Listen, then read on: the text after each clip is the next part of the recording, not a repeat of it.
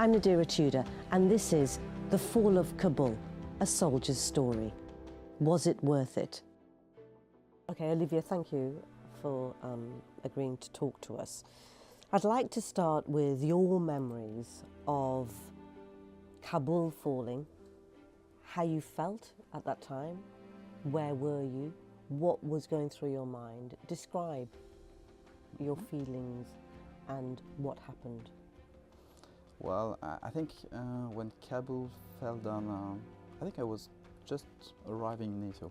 So it was quite impressive to see some, I would say, some places that I was used to go with this violence, those people in trouble. So that was quite disturbing for sure, because we used to go a lot to Kabul airport. It was one huge hub for all the logistics maneuvers. So yeah, it was really hard to see. You say it was hard to see. How did you feel? Of course, sorry and sad, because you know you worked a lot. You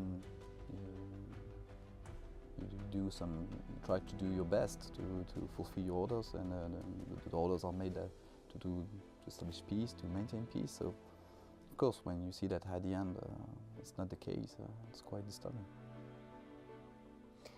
Disturbing's an interesting word. What flashed through your mind at that moment? Because it was so dramatic when we all saw the news unfold. It was unexpected. Sure. I think that the flash I have in mind is all the crowd begging and wanting to have an aircraft to escape, and because I was also there for some operations trying to rescue some people, and of course at this moment you can't take everybody, so but you know for sure that the crowd is needy, and that's a lot to handle.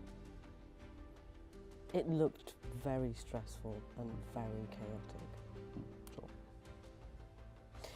Let's go back to your broader experience of being there. How many times you were there, and let's focus on your first experience, shall we? Well, I went twice in Afghanistan, one in 2007, the second one in 2011, and the end of the year. The two experiences were quite similar and quite different at the same time, which was really interesting, because for the first tour I was a crew member, I was a co-pilot of the aircraft, so basically trying to discover the needs of this outside operation, all the special instructions, things like that. And the second time I was in charge of all the transport, the operation transport group. So I was much more dealing about the rhythm of the missions, the way to plan them, the interaction with all the different stakeholders, requesting some movements, some missions. So the two were quite different, especially that 2007 was during summer, and 2011 was one of the worst winter in Afghanistan since the 50s. So really quite different, different landscapes, different pictures, different things I have in mind.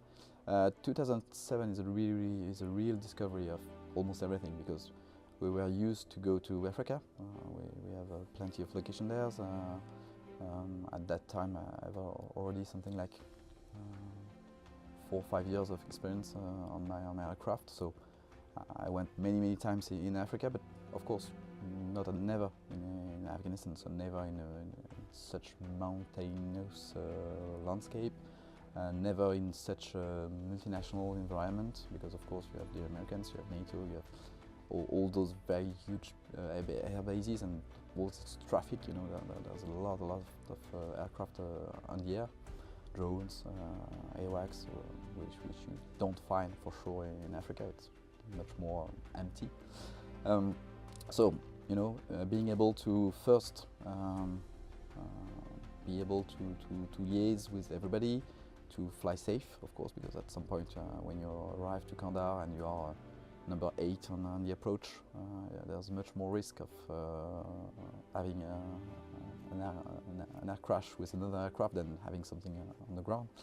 But with all the American procedures, the jamming that you have all the time, because when you approach the air bases, of course, in order to protect the logistic convoy, they try to make some very big jamming in order to jam, all the remote explosives which are hidden on the roads.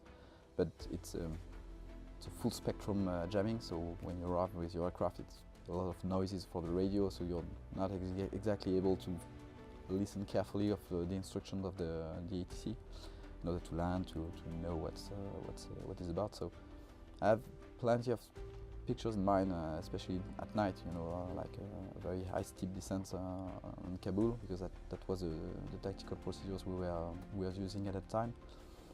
By night, with a lot of noises in my ears, and the crew still be able to fulfill the landing, which is quite difficult because at some point you are quite equipped in the aircraft.